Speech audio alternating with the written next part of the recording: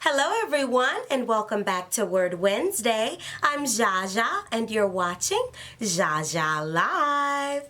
Thank you so much for tuning in to our third episode of Living Love for the month of July here on Word Wednesday.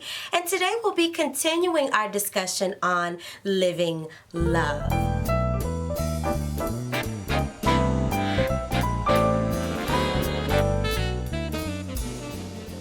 So today's focus is on God's attributes for love. We see in 1 Corinthians chapter 13, verse 4 through 7, it says, "Love is patient, love is kind, it does not envy, it does not boast, it is not proud, it does not dishonor others, it is not self-seeking, it is not easily angered, it keeps no record of wrongs.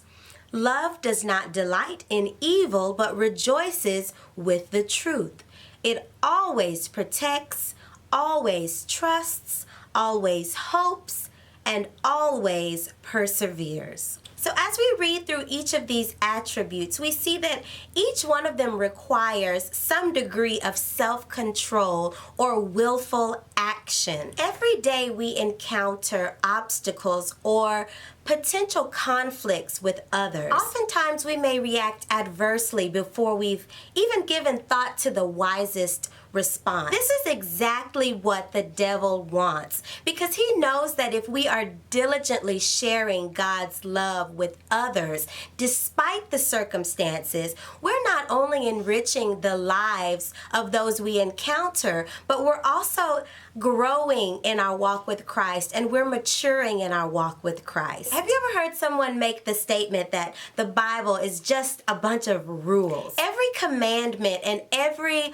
quote-unquote rule that God gives us to follow or to obey is always for our greatest good. So when we repel envy and practice patience and kindness and humility, selflessness, anger management, forgiveness, and trust and hopefulness and perseverance, we are in turn improving our own quality of life. Imagine how oppressive and troublesome a life filled with these calamities would be. It's not a happy life, it's not a fruitful life, and it's not the life that God wants for us. We all struggle with implementing one or more of these attributes at one time or another in our lives. But Christ is always there to give us strength in our time of weakness. As a matter of fact,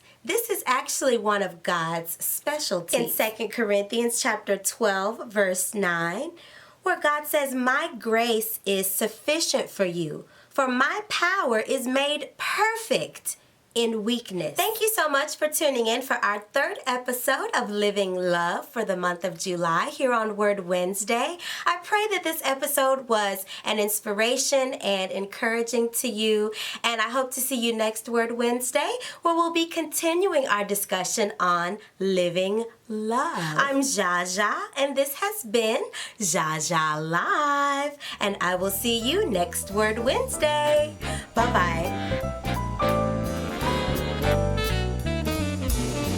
Yes, there's one thing I know is so, and that one thing is this: my God that lives within my heart loves me